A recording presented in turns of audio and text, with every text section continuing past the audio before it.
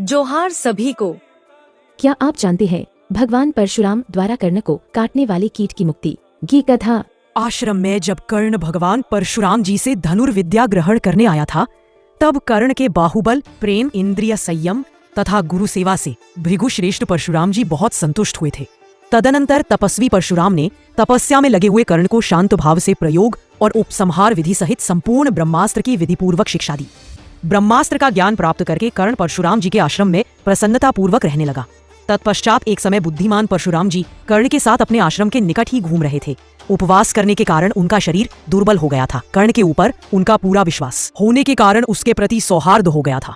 वे मन ही मन थकावट का अनुभव करते थे, इसलिए गुरुवर जमदग्नि नंदन परशुराम जी कर्ण की गोद में सिर रखकर सो गए। इसी समय नार मेदा, मांस और रक्त का आहार करने वाला एक भयानक कीड़ा, जिसका स्पर्श डंक मारना बड़ा भयंकर था, कर्ण के पास आया।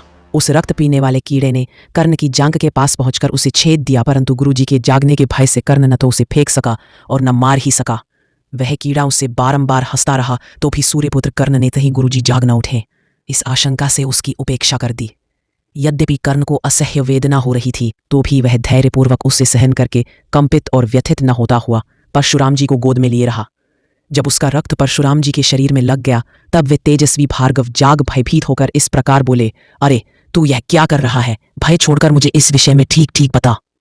तब कर्ण ने उनसे कीड़े के काटने की बात बताई। परशुराम जी ने भी उस कीड़े को देखा। उसके 8 पैर थे और तीखी दाढ़ें सुई जैसी चुभने वाली रोमावलियों से उसका सारा शरीर भरा तथा रंधा हुआ था।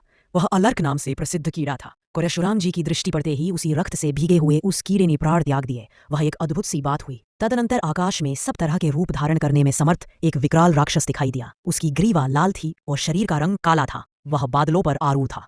उस राक्षस ने पूर्ण मनोरथ हो हाथ जोड़कर परशुराम जी से कहा, भृगुश्रेष्ठ यूं कल्याण हो, मैं जैसे आया था वैसे लौट जाऊंगा। मुनि प्रवर, आपने इस न छुटकारा दिला दिया, आपका भला हो। मैं आपको प्रणाम करता हूँ, आपने मेरा बड़ा प्रिय कार्य किया है। तब महाबाहु प्रतापी जमदग्नि नंदन परशुराम ने उससे पूछा, तू कौन है और किस कारण से इस नरक में पड़ा था?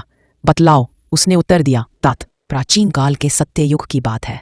मैं दंश नाम से प्रसिद्ध एक महान असुर था। महर्षि भृगु के बराबर ही मेरी भी अवस्था रही। एक दिन मैंने भृगु की प्राण प्यारी पत्नी का बलपूर्वक अपहरण कर लिया।